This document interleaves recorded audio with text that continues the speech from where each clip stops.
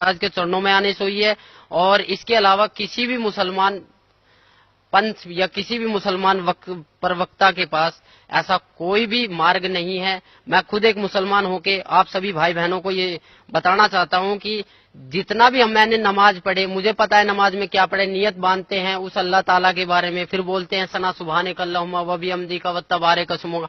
इसकी हिंदी निकाल के देखो, आप इसकी हिंदी निकाल के देखो, उसमें आपको कहीं भी नजर नहीं आएगा कि आप किसी परमात्मा की प्रार्थना कर रहे हो, क्योंकि ये प्रार्थना है ही नहीं। आप तो आदेश दे रहे हो। मैंने एक हिंदी निकाल के देखा, अल्हम्दुलिल्लाहि रब्बिल आलमीन अर्रहमानिर रहीम मालिक यौमिद्दीन इय्याका नअबुदु व इय्याका नस्तईन इहदिनस सिरातल मुस्तकीम सिरातल लजीना अनअमता अलैहिम गैरुल मगदूबी अलैहिम वनद्वालिन आमीन। ये प्रार्थना हम शुरू में पढ़ते थे, बट इसका कोई मतलब ही नहीं निकला। क्यों नहीं निकला?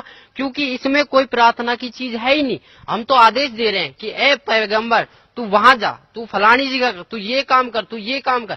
ये तो हम एडवाइस कर रहे हैं, पर हम प्रार्थना, हमें एक प्रार्थना करनी है।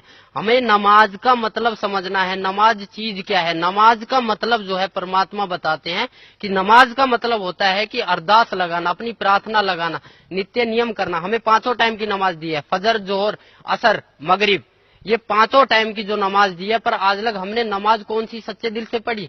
कहीं भी हमें इस फजर की नमाज में जकात अलग हो जाती है, सुन्नत अलग हो जाती है, रकात अलग हो जाती है, कुछ भी अलग हो जाता है, पर परमात्मा तो एक है।